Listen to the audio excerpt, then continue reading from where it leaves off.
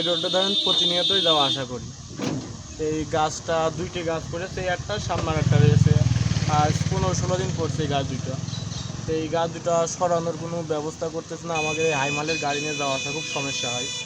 আমাদের একটু ছোটো গাড়ি বলে আমাদের গাড়িগুলো যায়, আর অন্যান্য বড় গাড়ি ট্রাক মেরাক এগুলো এই রোডে যাওয়া আসা করতে পারে না। আমরা এটি আবেদন জানাচ্ছি, এই গাছটা যদি অত দূরতে 2টা গাছ এই রোডেতে সরিয়ে ফেলা হয়। তারিখে রাত 8টায় ঝড় এসে রোড ভোলা খেয়ে গিয়েছে। আমি 6টা জোন নিয়ে এই গাছগুলো কেটে রোড ক্লিয়ার করেছি। এখনও একটা গাছ রোডের উপরে দাঁড়ায় রয়েছে, বড় বড় গাড়ি বেরোতে পারছে না। সরকারের থেকে কোনো পদক্ষেপ নিচ্ছে না। বন বিভাগে বললাম, তারা পদক্ষেপ নিচ্ছে না। জেলা পরিষদের সংবাদ গিয়েছে, তারাও কোনো পদক্ষেপ নিচ্ছে না। এখন যে গাছটা খারাপ পড়ে আছে, এর জন্য কোনো ধানের গাড়ি বড় বড় গাড়ি যেতে পারছে না। এখন এই গাছটা কাটার ব্যবস্থা করতে হবে। যেগুলো কেটে থুইছে এগুলোও ঠিক রাখা আছে না। মানুষ নিয়েও গিয়েছে জনগণে, তা আর কত ঠিক রাখবো? রাত্রি ঘুম কামাই করে পাহারা দিতে হয়। আমার বাড়ি তালসার।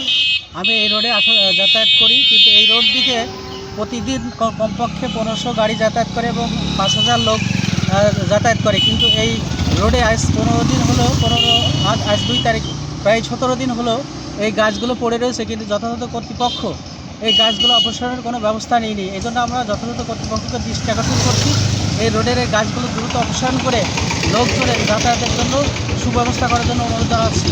আপনারা এগুলো দ্রুত ব্যবস্থা করেন, নাহলে আরেকটা দুর্ঘটনার সম্মুখীন হবে মানুষ।